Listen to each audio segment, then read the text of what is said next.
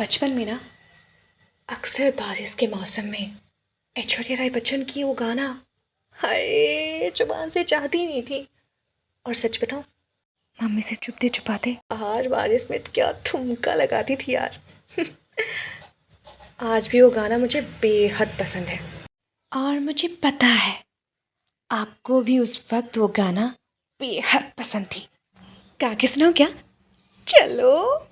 नारे नारे नन्नन नारे नारे नारे नारे नन्नन नारे नारे नन्नारे नन्नारे नन्नारे नन्नारे नन्नारे नन्नारे नन्नारे नन्नारे बरसो रे मेघा मेघा बरसो रे मेघा मेघा बरसो रे मेघा बरसो।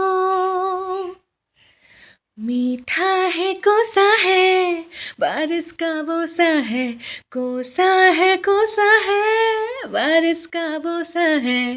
चल चल चल चल चल चल चल चल चल चल नन्ना रे नन्ना रे नन्ना रे नन्ना रे।